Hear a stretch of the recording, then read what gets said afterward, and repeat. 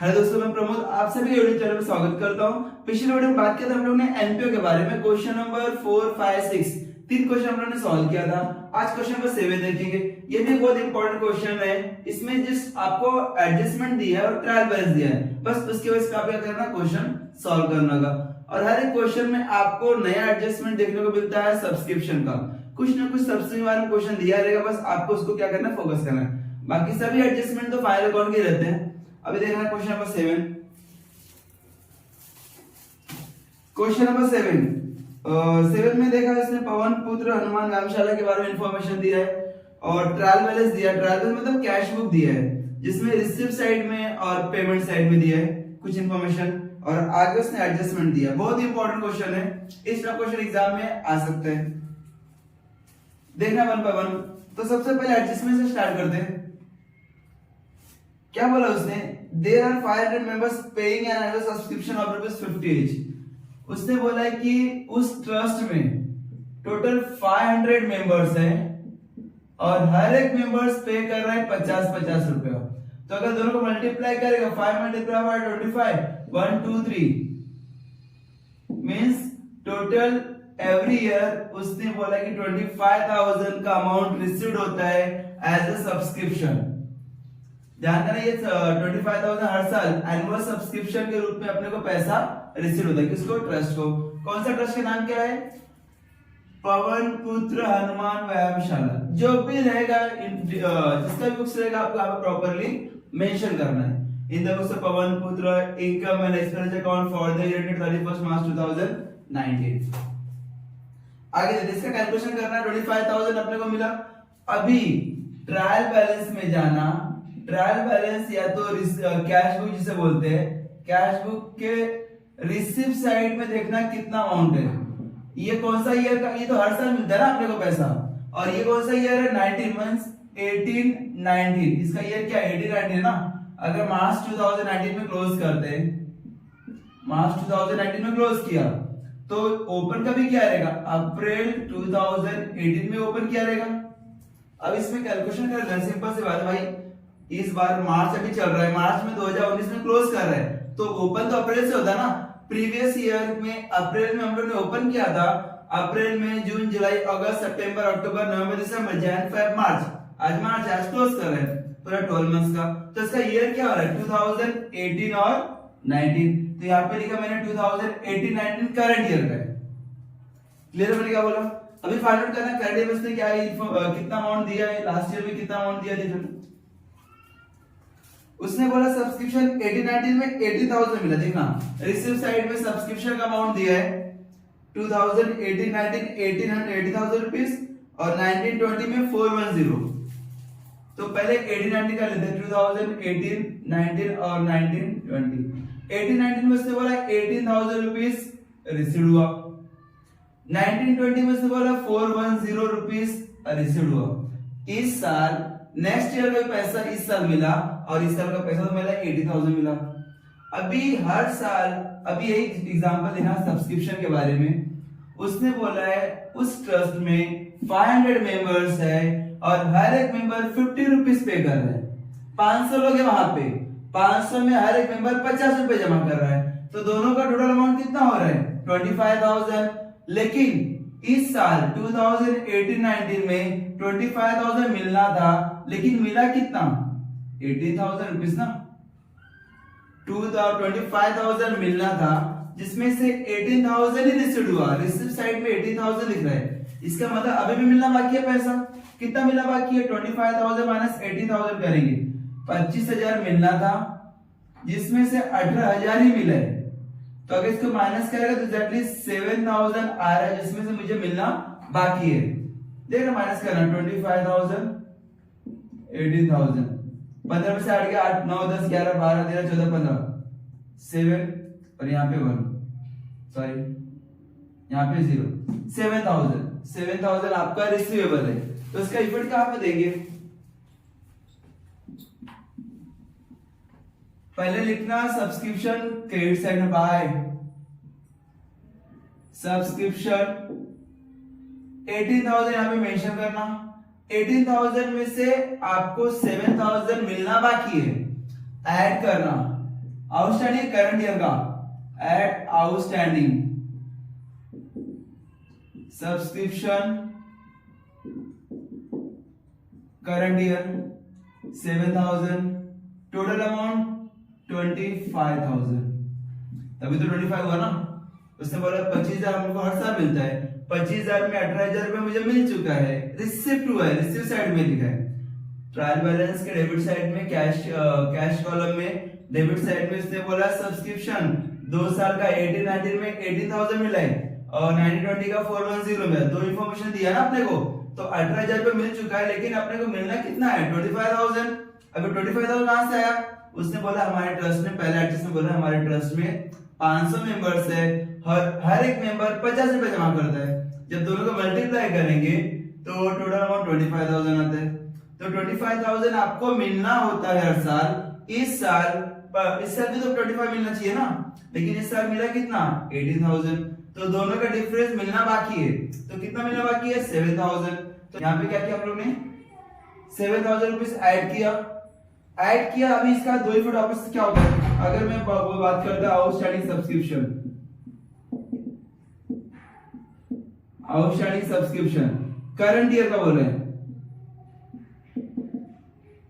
Current year का।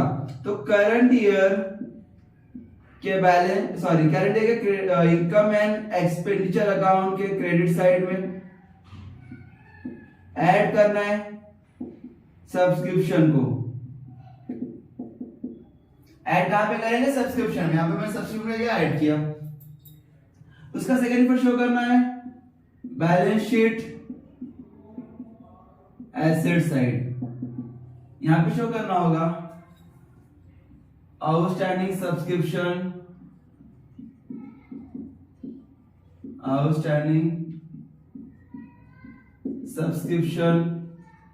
Current year amount है 7,000। Clear? मैंने क्या बोला? क्या करना है, जितना भी अमाउंट आप कैलकुलेशन करने में जितना अमाउंट आ रहा है आपका आउटस्टैंडिंग 25,000 मिलना था, जिसमें से 18,000 ही मिला, तो दोनों का डिफरेंस जो भी रहेगा 7,000 रुपीज, वो आप क्या करोगे? शो करोगे और इसका दो फिट दोगे। क्लियर है? सिंपल। ऐड करना है outstanding second fit balance sheet के एसेट साइड। इनकम है, इनकम रहेगा तो आपको क्रेडिट साइड में और एसेट साइड में लिखना है। नेक्स्ट आगे से बोला आउटस्टैंडिंग सैलरी फॉर ₹1,200। उसने बोला सैलरी भी आउटस्टैंडिंग है, कुछ ईयर नहीं बोला है। ईयर नहीं बोला रहेगा तो मान के चलो करंट ईयर का आउटस्टैंडिंग है। तो करंट ईयर का आउटस्टैंडिंग में क्या करेंगे? डेबिट साइड में लिखेंगे सैलरी हमारा खर्चा है और ये सब्सक्रिप्शन हमारा फायदा है। याद रखना सब्सक्रिप्शन हमारे लिए फायदा है, पैसा अपने को रिसीव्ड हो रहा है। तो इसके लिए मैंने यहाँ पे आउटस्टैंडिंग क्या किया? यहाँ पे शो किया क्रेडिट साइड में और एसेट साइड में। वही यहाँ पे बोला आउटस्टैंडिंग सैलरी आपका खर्चा है, तो खर्चा यहाँ पे शो करना पड़ेगा। To salaries. Trial balance amount देना कितना है? ट्रायल बैलेंस अमाउंट गिवन है 6,000। आपको इनर कॉलम लिखना होगा 6,000, उसमें ऐड करना होगा आउटस्टैंडिंग सैलरी। अमाउंट दिया आउटस्टैंडिंग सैलरी का समथिंग 1,200 ये दोनों ऐड करना 7,200 आया। इसका सेकेंड इफेक्ट शो करना होगा लायबिलिटी साइड में आउटस्टैंडिंग सैलरीज 1,200। क्लियर है मैंने क्या बोला? वापस ध्यान से सुनना। करंट ईयर का आउटस्टैंडिंग सब्सक्रिप्शन है, ये आउटस्टैंडिंग सब्सक्रिप्शन आपने क्रेडिट साइड में ऐड किया और एसेट में लिखा। ये आपका इनकम है, फायदा है। अभी खर्चा मतलब सैलरी खर्चा है ना हमारा, कोई खर्च रहेगा वो आउटस्टैंडिंग रहेगा। तो दो इफेक्ट, एक तो डेबिट साइड में शो करना होगा और एक लायबिलिटी साइड में करंट ईयर में। ये सेम है जैसे आपने फाइनल अकाउंट में किया था ना, आउटस्टैंडिंग सैलरी किया था वहां, सेम वही तो किया मैंने।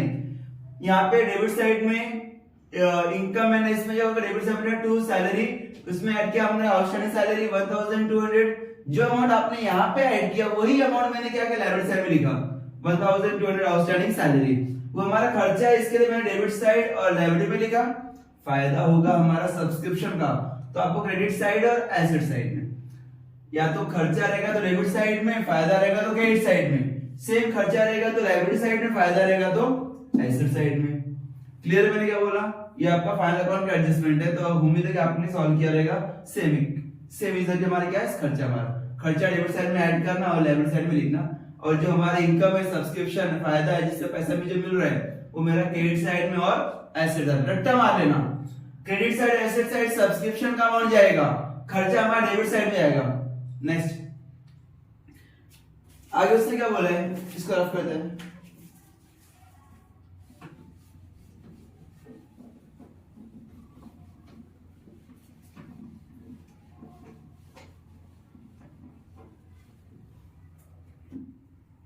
उसने बोला the assets on 1 April 2018 were as follows.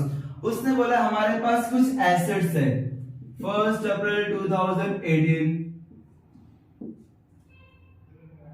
Building दिया है और फर्नीचर दिया है। ये याद रखना, ये ओपनिंग है इस साल 1 अप्रैल 2018 को हमारे पास कुछ ये दो एसेट्स था। इन शॉर्ट ये लास्ट ईयर का क्लोजिंग और इस साल का ओपनिंग है। तो एक बात ही बताओ कि अगर पिछले साल मेरे पास बिल्डिंग है तो इस साल जब तक मैंने सेल नहीं किया रहेगा तब तक वो एसेट हमारे पास रहेगा ना, हमारे फर्नीचर भी रहेगा, बिल्डिंग भी रहेगा। जब तक सेल नहीं किया तब तक बिल्डिंग हमारे पास रहेगा। तो सेम इस करंट ईयर में भी सेम एसेट्स यहाँ पे क्या करना, शो करना। फर्क सिर्फ इतना है कि इस साल आपको डेप्रिसिएशन बोला रहेगा तो चार्ज करना। तो यहाँ पे उसने बोला कि हमारे पास एसेट्स, दो एसेट्स है, बिल्डिंग से अमाउंट लिखना, बिल्डिंग का अमाउंट है 50,000, इनर कॉलम यूज करना, क्या पता कुछ डेप्रिसिएशन आपको मिल जाए, और फर्नीचर का अमाउंट दिया है 15,000 बस दो एसेट दिया है। तो जब भी मैंने पिछले बार ही बोला था क्वेश्चन में अगर लास्ट ईयर का कुछ इंफॉर्मेशन दिया रहेगा तो एक लास्ट ईयर में तो जाएगा ही जाएगा, प्लस करंट ईयर में भी आपको एक इफेक्ट देना है उसका। अभी प्रीवियस ईयर में बैलेंस शीट में दिया था ना ये बिल्डिंग का फर्नीचर, अभी यहाँ पे 1 अप्रैल 2018 दिया है, तो मतलब 31 मार्च 2018 को हम लोगों ने क्लोज किया था, अप्रैल को ओपन किया, एक ही दिन का तो डिफरेंस है। 31 मार्च 2018 को क्लोज किया और 1 अप्रैल 2018 को इस साल हमारा नया ईयर स्टार्ट हुआ, तो क्लोजिंग और इस साल का ओपनिंग। तो इस साल मतलब प्रीवियस ईयर का एसेट हमारे पास है, बिल्डिंग जो दिख रहा है, फर्नीचर दिख रहा है, वो हमारा प्रीवियस ईयर का है। तो प्रीवियस ईयर का बिल्डिंग का फर्नीचर मेरे पास रहेगा। तो अगर इस साल सेल नहीं करेंगे तो इस साल यूज करेंगे, तो इस साल भी अपने को बैलेंस शीट में दिखना चाहिए। तो यहाँ पे दिख रहा है करंट ईयर में, ठीक है। नेक्स्ट आगे से बोला भी है provide depreciation building and furniture 5% 10% respectively. इस साल या हर साल इन लोग क्या करते हैं, डेप्रिसिएशन चार्ज करते हैं, तो इस बार भी क्या करना, आप लोगों को डेप्रिसिएशन चार्ज करना होगा। बिल्डिंग के ऊपर 5% और फर्नीचर के ऊपर 5%। करो कैलकुलेशन, लेस डेप्रिसिएशन, बिल्डिंग का अमाउंट देना है, बिल्डिंग 50,000 इसी में कितना परसेंट बोला डेप्रिसिएशन चार्ज करने के लिए, provide depreciation on building at 5%। जो एसेट्स का नाम पहला रहेगा उसका रेट भी क्या लेना, पहला लेना 5%, और सेकंड बिल्डिंग फर्नीचर का अमाउंट दिया है, फर्नीचर के ऊपर चार्ज करना है 10%। तो 50,000 के ऊपर 5%, 20 कैंसल, 500 मल्टीप्लाई 5, 2500। ये आप क्या करोगे, माइनस करोगे 2500, 47,500 आपको माइनस करके लिखना होगा। और डेप्रिसिएशन है, आपने फाइनल अकाउंट में भी किया था, डेप्रिसिएशन आप क्या करोगे, एसेट्स में से माइनस करोगे, सेकंड इफेक्ट शो करोगे प्रॉफिट एंड लॉस अकाउंट के डेबिट साइड में। प्रॉफिट लॉस बहुत ज्यादा तो फिर इनकम एंड एक्सपेंडिचर, अभी एनपीओ कर रहे तो आपको इनकम एंड एक्सपेंडिचर प्रिपेयर करना होगा। तो यहाँ पे इनकम मतलब इफेक्ट सेम है इसका, to depreciation on building amount दिया है, हम लोगों ने फाइंड आउट किया 2500। जो अमाउंट आप माइनस करते हो वही उसी का आपको सेकंड पर शो करना होगा, इनकम और एक्सपेंडिचर अकाउंट के डेबिट साइड में। टू डेप्रिसिएशन ऑन बिल्डिंग यहाँ पे मेंशन कर देता हूं, डेप्रिसिएशन का दो effect, balance sheet asset side में जाना और लेस करना from assets. Second effect income और एक्सपेंडिचर अकाउंट के डेबिट साइड में लिखना टू डेप्रिसिएशन ऑन जो भी एसेट बोला, यहाँ पे डेप्रिसिएशन ऑन बिल्डिंग बोला तो बिल्डिंग का मैंने यहाँ पे डायरेक्टली शो कर दिया टू डेप्रिसिएशन ऑन बिल्डिंग 2500 और हमें मैंने क्या किया माइनस कर दिया। अभी फर्नीचर के ऊपर भी बोला है उसने 10% बोला है, फर्नीचर के ऊपर 10% डेप्रिसिएशन चार्ज करने के लिए बोला है तो 10% कैलकुलेशन करना। फर्नीचर का अमाउंट 50,000 है, 15,000 मल्टीप्लाई 10%, 10 कैंसिल 1,500 बैलेंस बचा। तो क्या करेंगे लेस करेंगे डेप्रिसिएशन 1,500 माइनस करना 30,500 आ रहा है। अभी ये आपने अमाउंट माइनस किया 1,500 उसका सेकंड इफेक्ट शो करना होगा डेबिट साइड में to depreciation on furniture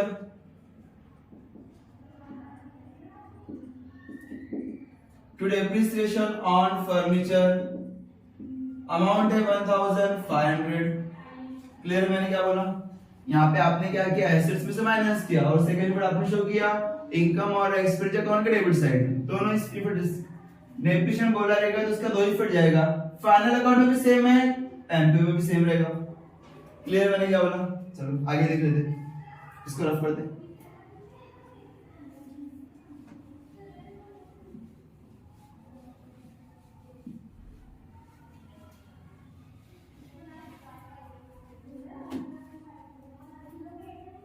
next 50% of entrance fees to be capitalised, उसने बोला है एंट्रेंस फीस का 50% कैपिटल में ऐड करना। कैपिटलाइज मतलब कैपिटल में ऐड करो, तो यहाँ पे एंट्रेंस फीस हमारे रेवेन्यू में इनकम में रिसीव साइड में दिया है बाय एंट्रेंस फीस। अमाउंट दिया एंट्रेंस फीस का रिसीव साइड में 6200 लेस कैपिटलाइज्ड कितना परसेंट 50%, तो 6200 में 50% कितना होता है 6200 मल्टीप्लाई करना 50%, 0 कैंसिल 620 मल्टीप्लाई 5 310 3100 माइनस करना 3100 6200 को आधा करेंगे, आधा कर देना तो 6200 50% मतलब आधा। आपने माइनस किया 3100 माइनस करने के बाद आउट ऑफ अमाउंट लिया 3100। अब इसका सेकंड इफेक्ट आपने शो किया होगा बैलेंस शीट के लायबिलिटी साइड में कैपिटल फंड में आपको क्या करना होगा ऐड करना होगा capital fund add entrance fees 3100। Clear है मैंने क्या बोला, एंट्रेंस फीस जब भी कैपिटलाइज बोला रहेगा, जब भी वर्डिंग बोला रहेगा कैपिटलाइज, 2 इफेक्ट इनकम और एक्सपेंडिचर अकाउंट के क्रेडिट साइड में आना, लेस करना होगा लेस फ्रॉम इनकम, जो भी इनकम के बारे में बोला है उसमें से लेस करना। फिर सेकेंड इफेक्ट शो करना होगा बैलेंस शीट के लायबिलिटी साइड में add to capital, add to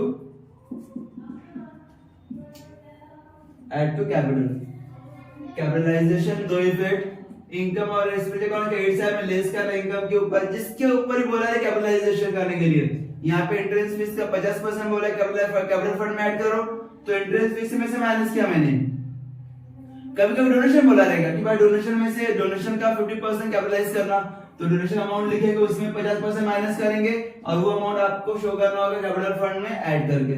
clear मैंने क्या बोला कैपिटलाइजेशन, तो उस केस में क्रेडिट साइड में लेस फ्रॉम इनकम और second balance sheet liability side add to capital.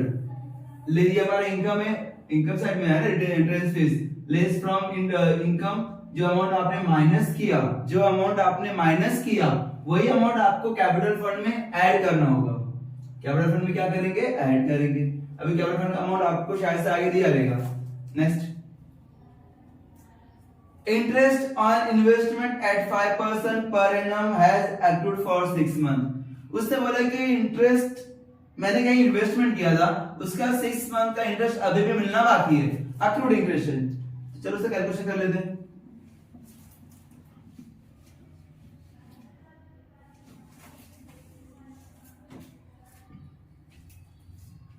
Accrued interest on investment, इसने स्पेसिफाई किया है कि 6 मंथ का बाकी है,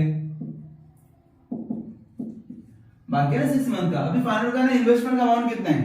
अभी पेमेंट साइड पे जाना, वहां पे कुछ एसेट्स परचेस किया है क्या, हाँ देखना इन्वेस्टमेंट का अमाउंट दिया है। पेमेंट साइड में टोटल इन्वेस्टमेंट का अमाउंट 15,000 दिया है, तो आपने इन्वेस्टमेंट किया था 15,000 का, उसके ऊपर आपको इंटरेस्ट मिलेगा 5%, वो 6 मंथ के ऊपर। उसने बोला आपको 5% इंटरेस्ट मिलेगा 6 मंथ के लिए, क्योंकि यहाँ पे स्पेसिफाई किया है interest on investment at 5% per annum as accrued for 6 month, 5% accrued for 6 month, 6 महीने का इंटरेस्ट बाकी है। तो कैलकुलेशन करो कितना होगा, 20 कैंसल, 6 1 6, 6 2 12, 2 1 2, 2 7 5, 75 डिवाइड करेंगे तो 150 को, तो फिर 75 आएगा, 2 को डिवाइड करेंगे तो यहाँ पे 75 मल्टीप्लाई 5 बचा, 5 मल्टीप्लाई 5 25, 25 के 5 यहाँ पे 2, 5 मल्टीप्लाई 7 35, 35 प्लस 2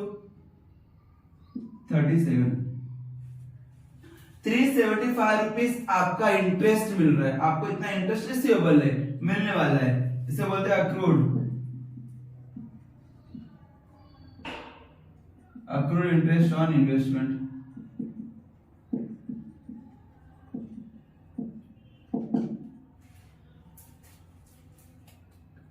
दो इफेक्ट, इनकम और एक्सपेंडिचर अकाउंट के क्रेडिट साइड में, बैलेंस शीट के एसेट साइड में।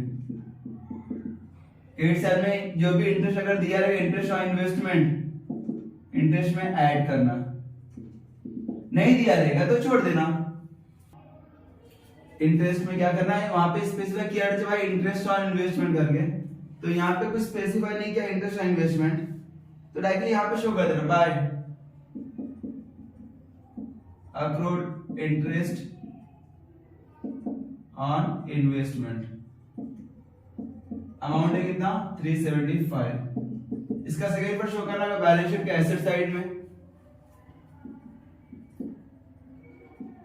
Accrued interest on investment 375। Clear. मैंने क्या बोला, आपने कैलकुलेशन किया 375 रुपीस, दो इफेक्ट जो अमाउंट आया आपका इंटरेस्ट ऑन इन्वेस्टमेंट 6 मंथ का बाकी है, तो 6 मंथ का कैलकुलेशन किया तो आपको 375 आया।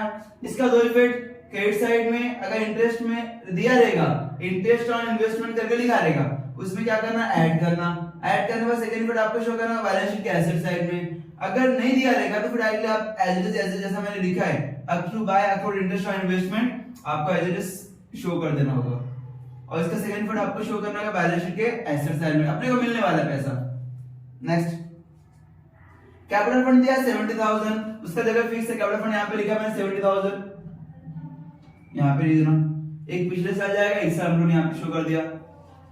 ये पूरा एडजस्टमेंट खत्म। ट्रायल बेस में आना, ट्रायल बेस में से बोला है कि स्टार्टिंग में by balance to balance brought down, ये पिछले साल का बैलेंस है, इस साल आपको कहीं भी नहीं लिखना पड़ेगा। कैश बैलेंस है, इस साल हम लोग ने डायरेक्टली क्लोजिंग का बैलेंस तो लिखेंगे हम लोग, तो ये अमाउंट आपको नहीं लिखना है। कैश इन हैंड नहीं लिखना है। सब्सक्रिप्शन 80 90 90 20, इसके पहले मैंने बताया था आपको, इसको रफ कर दो।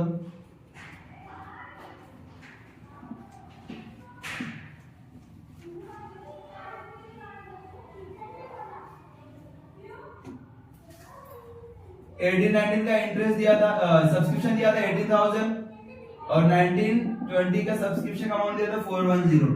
ध्यान देना 18,000 का तो मैंने एंट्री कर दिया था, यहाँ पे जो एडवांस में मिला है 410, तो इसका आपको इफेक्ट देना होगा। करंट ईयर में अगला साल का पैसा आया तो उसका सेकंड इफेक्ट शो करना होगा सीधा।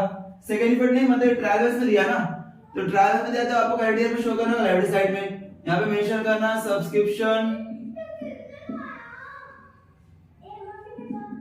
रिसीव्ड इन एडवांस, एडवांस में 410 रुपीस आपको रिसीव हुआ। ये आपकी लाइब्रेरी है, आपने अगले साल का पैसा इस साल लेके रखा है। 90 का पैसा लिया ना आपने, करंट ईयर क्या चल रहा है 18 19, 1890 का पैसा आपको लो ना, आप अगले साल का पैसा इस साल ले रहे हो तो कैसा है, तो लायबिलिटी का कर्ज हमारे ऊपर, तो आपको लायबिलिटी साइड में लिखना होगा subscription received in advance, subscription received in advance 410, जो अमाउंट दिया रहेगा आपको as it is liability side में लिखना होगा। नेक्स्ट डोनेशन लिखा है क्रेडिट साइड में, क्रेडिट साइड में लिखना by donation.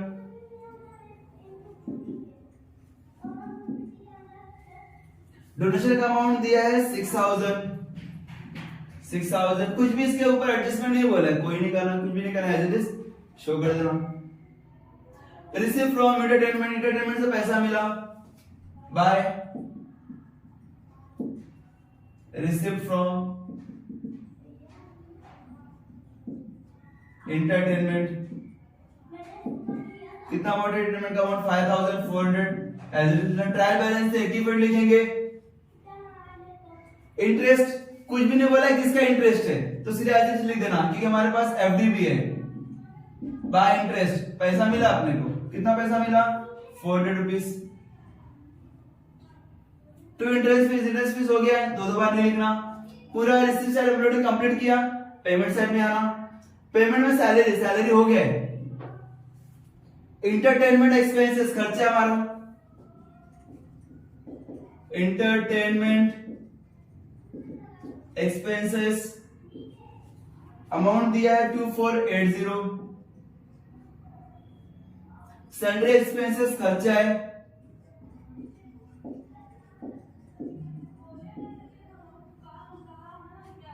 1300।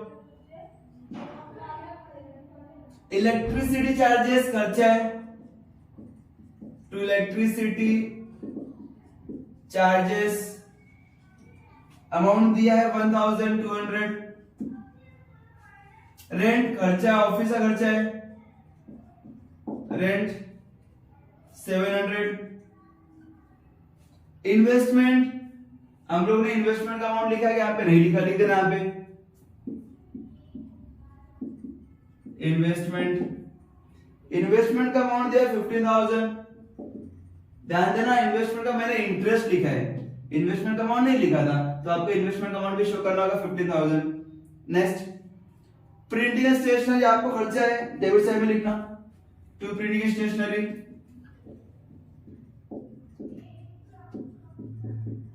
Printing and stationery amount दिया है 800 रुपीज।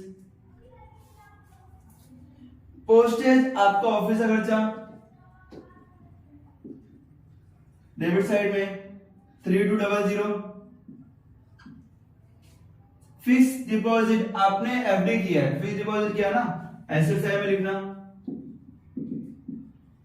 फिक्स डिपॉजिट अमाउंट दिया है 3900। बैलेंस राइट डाउन, ये आपका कैश बैलेंस और बैंक बैलेंस दोनों है। क्लोजिंग का अमाउंट आपको शो करना होगा बैलेंस शीट का एसेट साइड में, यहां पे लिखना है cash in hand. Cash in hand का अमाउंट दिया है 830। कैश एट बैंक का अमाउंट दिया है,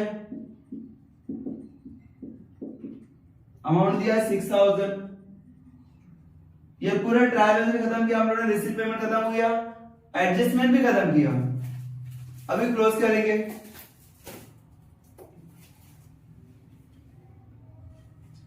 रफ कर देना इसको, फाइंड आउट करना 1 बाय 1, जो भी नए कॉलम पे रहेगा सब ऑटो कॉलम लिखना, सब मैंने ऑटो कॉलम लिख दिया। चलो कर लेते इसको।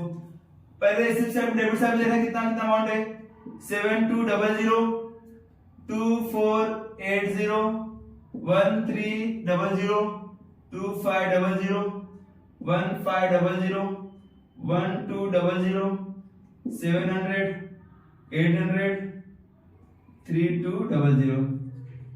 0 से यहां पे 0 आया, 0 प्लस 8, 2 प्लस 4, 4 प्लस 2 6, 7 8 9, 10 11 12 13 14 15 16 17 18 19 20 21 22 23 24 25 26 27 28 29 30 31 32 33 34 35 36 37 38 38 के 8, यहाँ पे 3, 7 plus 3 10 11 12 13 14 15 16 17 18 19 20 20880 आपका डेबिट साइड अमाउंट आ रहा है। क्रेडिट साइड में देना कितना है 25,000 3100 6,400 375 5400 5 7 1 plus 4 5 6 7 8 9 10 11 12 के 2 यहाँ पे 1 5 6 7 8 9 10 11 12 13 14 15 16 17 18 19 20 20 के 0 यहाँ पे 2 2 plus 2 4 40275। अगर मैं बात करता हूं क्रेडिट साइड में ज्यादा अमाउंट है 40275 और डेबिट साइड अमाउंट है 20880। माइनस करना 5 में से 0 गए 5 7 में सेट गए मींस 17 में सेट गए 8 9 10 11 12 13 14 15 16 17 17 में सेट गए 9 यहाँ पे 11 बचा 11 में सेट गए 8 9 10 11 3 यहाँ पे 9 यहाँ पे 1 19,395। आपका डेबिट साइड में कम है मतलब आपका इनकम ज्यादा है। इनकम ये है ना ये अमाउंट 40,000 इनकम है आपका। इनकम कितना है 40,000 ना 40,275 और खर्चा आपका 20,880 है। तो ये खर्चा आपका कम है फायदा ज्यादा है। तो ये जो फायदा अमाउंट है दोनों साइड में लिखना 40275 कम डेबिट साइड में उससे लिखेंगे 2 सरप्लस। सरप्लस का अमाउंट माइनस करने के बाद लिखा 19395। इसको एक और नाम से बोलते हैं ब्रैकेट में लिख लेना कि इनकम ज्यादा है ना excess of income over expenditure. Income ज्यादा है एक्सपेंडिचर से। कितना ज्यादा है 19395। अभी ये अमाउंट आपने जो फाइंड आउट किया उसको आपको ऐड करना कैपिटल फंड में। ऐड सरप्लस लिखना 19395 ऐड करना। इसको मैं रफ करता हूं 70,000 3100 19395 5 9 3 plus 1 4 9 plus 3 12 12 के 1 7 8 9 92495 92495 यहाँ पे आ रहा है प्लस 1 दोनों ऐड करना 92495 410 1200 5 9 plus 1 10 के 0 यहाँ पे 1 4 4 8 9 10 11 के 1 यहाँ पे 1 2 3 4 9 94105 ऐसे टाइप लिखना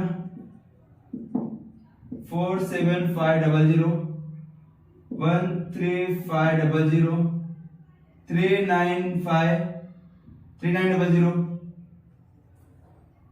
7,000 375 15,000 830 6,000 ये 5 7 plus 3 10 10 के 0 यहाँ पे 1 5 10 11 11 plus 9 20 21 22 23 24 25 26 27 28 29 30 31 31 के 1 यहाँ पे 3 7 plus 3 10 11 12 13 14 15 16 17 18 19 20 21 22 23 25 23 और 24 25 26 27 28 29 30 31 32 33 34 34 के 4 यहाँ पे 3 4 plus 3 plus 4 7 8 9 94105 same amount as it is 94105 ये आपका अमाउंट टैली हो रहा है।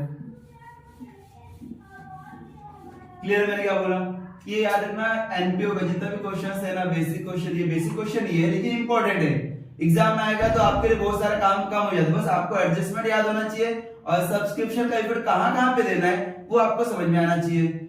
एक बार, दो बार, तीन बार प्रैक्टिस करोगे ना आपको पूरा पूरा कंसेप्ट क्लियर हो जाएगा। ठीक है, मैंने क्या बोला?